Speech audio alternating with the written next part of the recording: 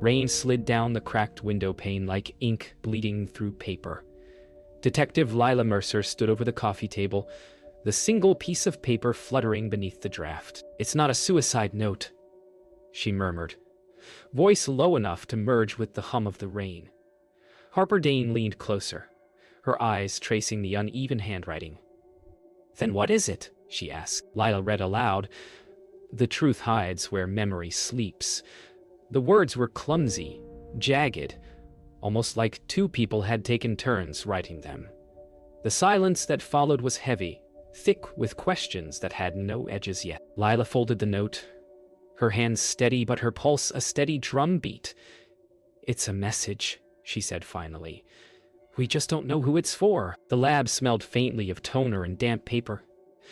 Harper's workstation was a cathedral of magnifiers and scattered pens, all arranged with the order of ritual. Lila leaned against the counter, her coat still dripping from the rain, watching the analyst's hands move with surgical care.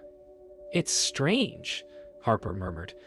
"The loops are identical in shape, but the pressure changes mid-stroke." "One person, two minds," Lila frowned. "Or two people sharing a secret." The hum of the fluorescent lights filled the silence that followed, broken only by the soft rasp of pen against glass. Harper tilted her head. "You've seen this before, haven't you?" Lila didn't answer. Instead, she picked up the photocopy of the note, eyes narrowing at a faint indentation below the text. Something barely visible, but deliberate. The university office smelled of dust and forgotten theories. Evan Rowe looked up from a stack of antique poetry books as Lila laid the copy of the note in front of him. "You said you're familiar with cryptic structure," she said. He studied the words for a long moment, lips moving silently. "This isn't random," he murmured finally. "It's patterned like verse, almost iambic, but fractured. It's missing its twin line." Harper leaned in. "You mean there's another part?" Evan nodded slowly. "There has to be. Whoever wrote this was answering something." His gaze flicked up at Lila, catching the tension behind her eyes. "You look like you've already read the first half." Her silence was answer enough. Back at the precinct, Lila worked under the low hum of the desk lamp, rubbing a graphite stick lightly across the notes back until faint impressions began to appear. The words that emerged were partial, incomplete but chilling. "You never looked where she told you to." Her breath caught. Harper, standing behind her, whispered, "That wasn't there before." Lila didn't answer. Her eyes were fixed on the indentation, on the ghost of handwriting layered beneath the original message. The implication crawled through her like static. Someone had written over an older note. Someone who knew exactly what Lila had missed once before. The clock read 2:47 a.m. when Lila's phone vibrated against the desk. The caller ID was blocked. She answered without thinking, voice rough. "Mercer." A pause. Then a man's voice, steady, unhurried, unfamiliar. "Detective, stop looking at the note." She froze. "Who is this?" Silence stretched for a beat too long before the voice continued. "You're reading the wrong side." The line went dead. Harper looked up from her chair, sensing the shift in air. Lila stared at the phone, her pulse loud in her ears. The words echoed inside her mind, strange and precise. The wrong side. She turned the note over slowly, as thunder rumbled outside, and for the first time something faintly visible shimmered beneath the paper's surface. Morning came colorless, the city washed in pale light. Harper poured steaming coffee into mismatched mugs as Lila stared at the note under ultraviolet glow. Letters that had seemed solid now flickered like constellations. "It's invisible ink," Harper said. "But not chemical. Heat reactive, maybe." Lila leaned closer, watching ghostly script bleed into view. It wasn't words, but numbers and slashes, repeating like heartbeat rhythm. 12, 6, 3, 17. "Coordinates?" Harper asked. Lila shook her head slowly. Time and date. Her voice trembled slightly, though she tried to hide it. "That's tomorrow." The silence that followed felt thick enough to touch. Evan Rose studied the numbers with detached awe. "It's verse meter," he said, running his fingers across the photocopy. "Each number corresponds to syllabic beats. Classical pattern. Whoever wrote this didn't just want to hide meaning. They wanted rhythm." Lila folded her arms. "So this is a poem." Evan smiled faintly. "It's a code that wants to feel like poetry." Harper frowned, eyes flicking between them. "And what's the point of making nonsense sound beautiful?" Evan leaned forward. "Because beauty distracts, and distraction keeps you from noticing what's missing." His gaze lingered on Lila, and for a heartbeat, she looked away. Chief Ron Talbot didn't bother with small talk. He slapped the case file onto Lila's desk hard enough to scatter paper clips. "You're chasing ghosts again," he said flatly. Lila didn't flinch. "This isn't coincidence, Chief." "No, it's obsession," he countered, his gravel voice sharp. "I've seen this before. You start seeing patterns in everything, and next thing you're writing your own." Harper sat silent at the edge of the room, eyes darting between them. Lila finally met his gaze. The note predicted tomorrow's date. "If we don't check it out, we could lose someone." Talbot's jaw worked as if chewing old regret. "Or you'll find someone you wish you hadn't." At precisely 3:17 the next afternoon, rain returned. Lila's car idled under the old railway bridge, headlights cutting through the mist. The coordinates led here, miles from anywhere familiar. Harper adjusted her scarf, whispering, "We shouldn't be alone." Lila checked her watch. "If this is a meeting, we're early." A metallic echo clanged in the distance. Evan emerged from the fog, coat flapping, clutching a folded paper. "Someone left this on my windshield," he said breathlessly. He opened it. It was the same handwriting, but new words. "Stop reading. Start remembering." Lila stared at the bridge supports rising above her, realization dawning like thunder. She'd been here before. They huddled in Evan's office that night, windows fogged, the rain relentless. Harper read the phrases aloud, rearranging them on the whiteboard. Evan scrawled connections. Arrows, slashes, loops. Then suddenly the room fell silent. "The slashes aren't numbers," Evan said softly. "They're separations. Two voices. One giving coordinates, one giving confession." Lila's heart hammered. "So who's confessing?" Evan stepped closer to the board, his voice barely above a whisper. "Someone who knew what you'd find under that bridge." Lila froze, the air tightening around her. She hadn't told them what she'd seen there, how the initials carved into the metal weren't Maya's, but her own. The precinct was half empty when Lila walked in. A stack of paperwork waited on her desk, but so did a new envelope, unmarked, no postage. She stared at it for a long moment before touching it. Harper entered, coffee in hand, and froze. "Please tell me that was logged in evidence." Lila shook her head. "It wasn't here when I left last night." She slit the envelope carefully. Inside was another sheet of paper. Same handwriting, same uneven rhythm. The echoes returned to where they began. Harper's hand trembled slightly. "Someone left this here." Lila nodded. "Or someone never left." Chief Talbot appeared at her door, just as Lila tucked the second note into a folder. "We got a problem," he said, tone gravelly. "Maya Ellison's file." "Gone?" Harper looked up sharply. "Gone how?" Talbot exhaled, shaking his head. A's in vanished. Logged, signed, sealed, and now, nothing. The digital copy, too. Lila rose slowly, jaw tightening. "Someone inside the department," she muttered. Harper frowned. "Why erase the victim?" Talbot's gaze flicked to Lila.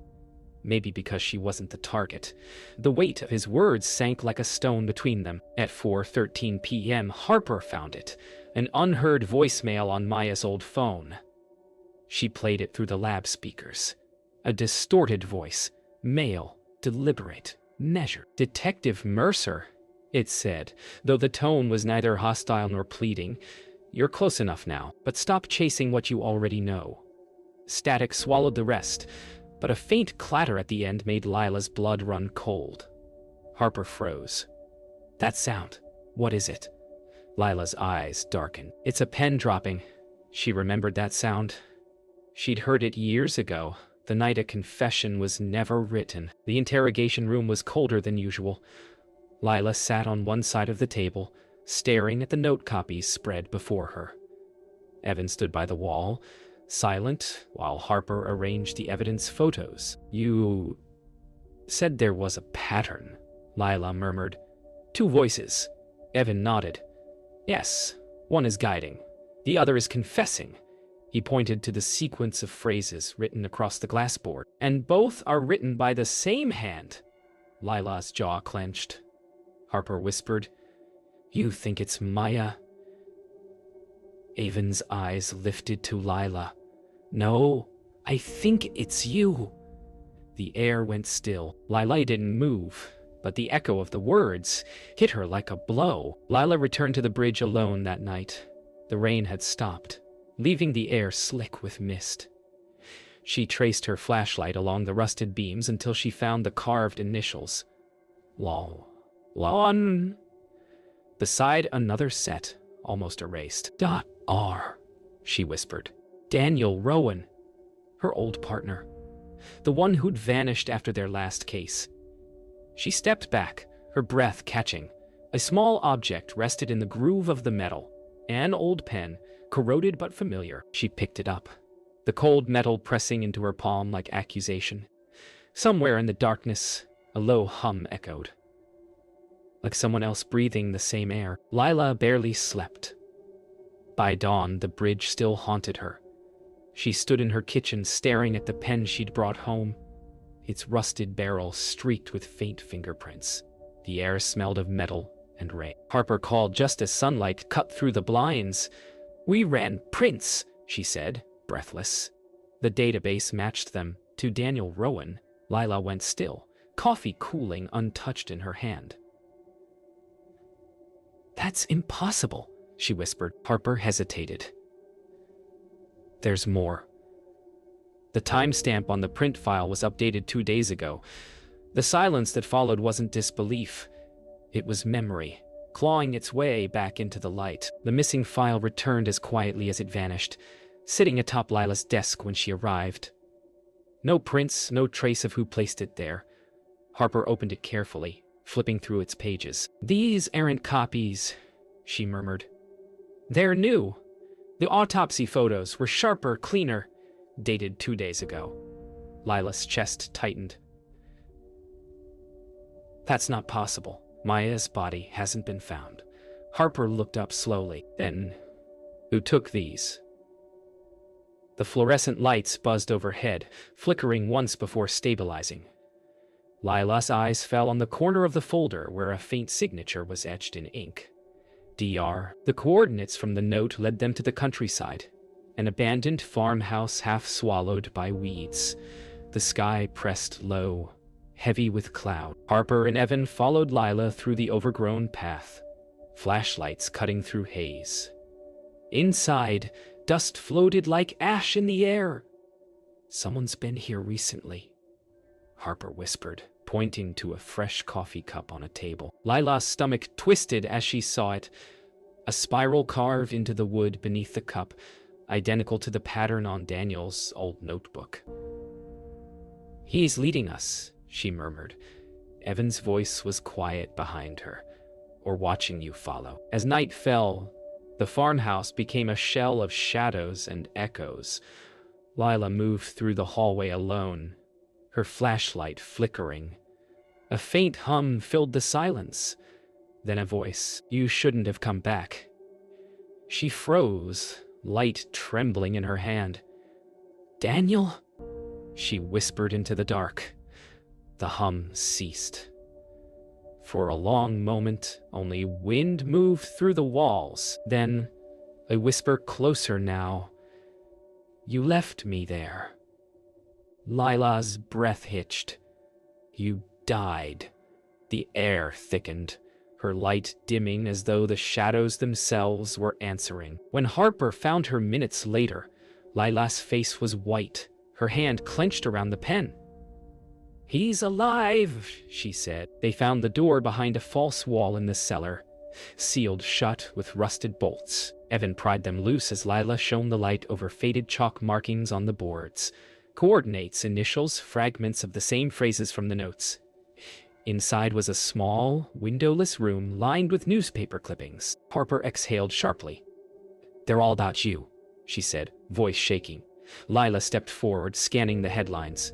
Detective Mercer's cold case unsolved. Partner missing after farmhouse fire. At the center of the wall, taped carefully, was the original note. The one found in Maya's apartment. Beneath it, written freshly in red ink. "You're ready to remember." In the evidence lab, Harper threaded an old cassette into a dusty recorder they'd found in the hidden room. The reel spun, its crackling hiss filling the silence. Then came Daniel Rowan's voice, tired, familiar, trembling. "If you're hearing this, Lila, I didn't die in that fire. You were meant to find the note, but not for her. For you." Lila's throat tightened, eyes locked on the speaker. "He's been alive all this time," she whispered. Daniel's voice continued, softer now.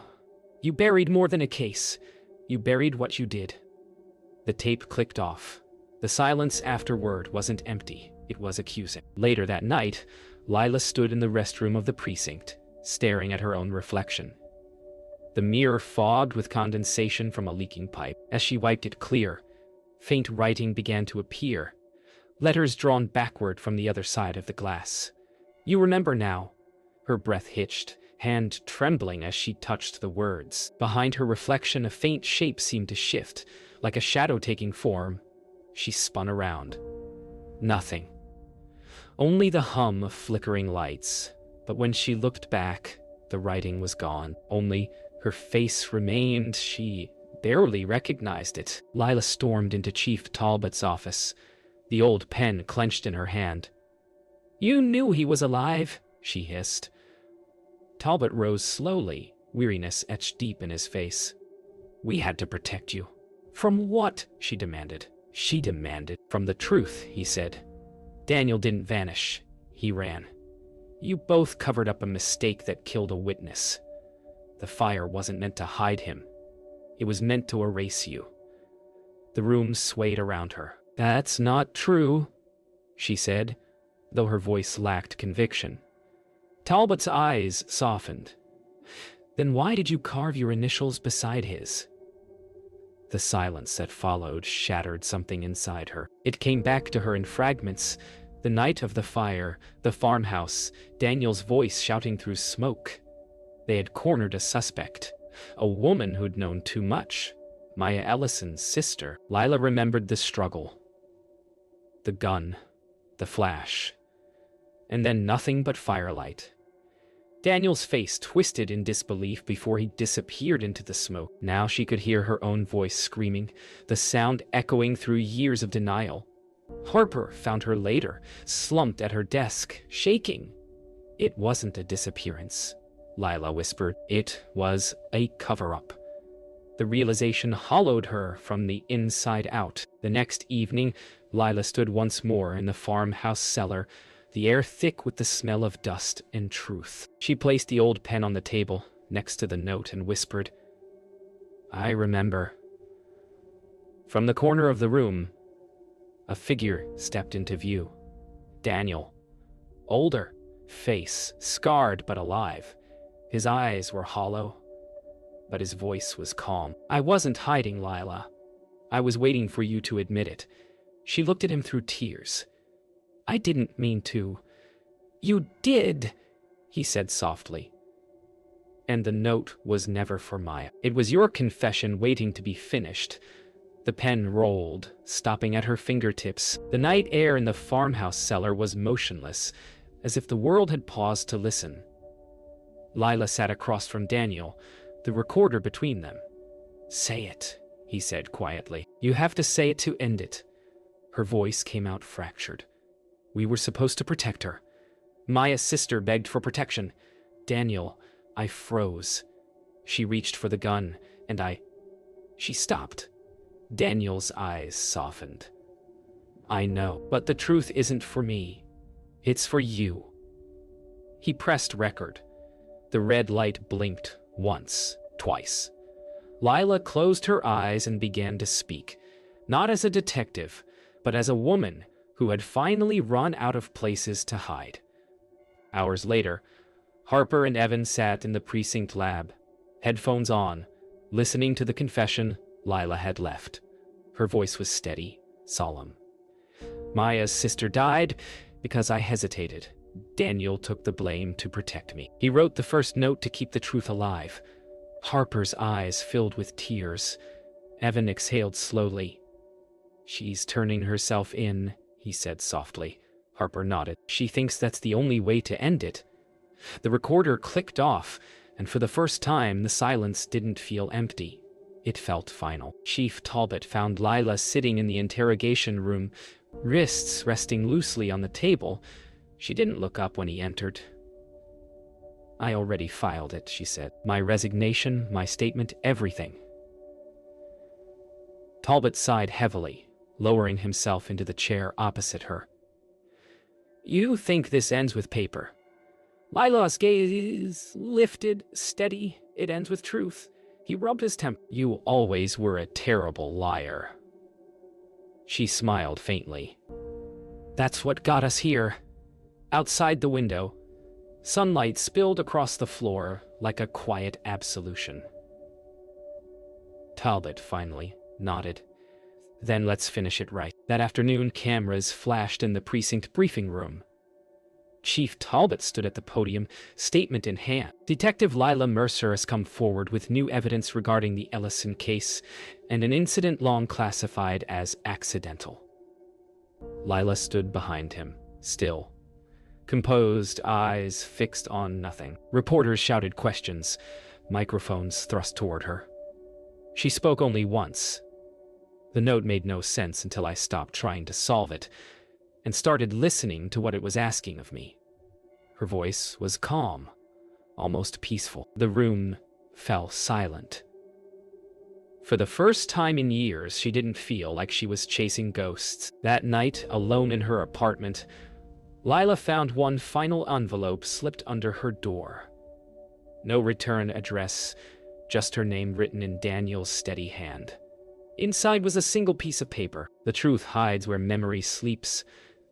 The same words that began it all, only this time beneath them, Daniel had added one more line. But it also wakes. Lila smiled faintly through tears, folded the note, and placed it beside the pen on her table. Outside, thunder rolled somewhere far away, but inside the room, there was peace. The kind that only comes after surrender. The precinct felt quieter without her. Harper stood beside Lila's now empty desk, the faint ring from a coffee cup still marking its surface.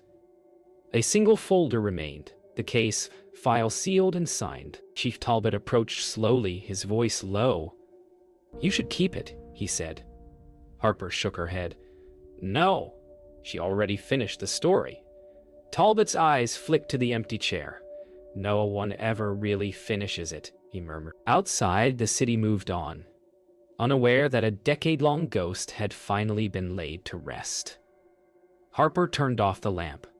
The small pool of light faded, leaving the shadow of peace in its place. Weeks later, Evan stood before his literature class at the university, a slide behind him displaying the first note. Meaning, he told his students, is rarely found. It's built piece by piece from what we refuse to forget. A student raised her hand. So, was it really a code? Evan smiled faintly. All language is a code, especially the kind we write to ourselves. His eyes flicked toward the window where the rain began again, soft and steady. In the reflection of the glass, for just a heartbeat, he thought he saw Lila watching, calm, unburdened, fading like memory does when it finally rests. One night, Harper stayed late in the lab, organizing evidence for archiving. When she opened the box marked Ellison, she found a smaller envelope inside. No case label, just her name. Inside was a single page of Lila's handwriting. "You taught me how to see what's hidden between the lines. Don't stop looking." Harper smiled through the sting of tears. She placed the letter back carefully and whispered, "I want." The hum of the lab surrounded her, gentle and familiar. The sound of a story finally folding into memory instead of mystery. Far from the city, Daniel stood at the edge of the same bridge where it all began. The sun dipped low, gilding the rusted beams in gold. He held the final copy of Lila's recorded confession. For a moment, he considered tossing it into the river, but instead, he pressed play. Her voice filled the air one last time. Steady, human, unflinching.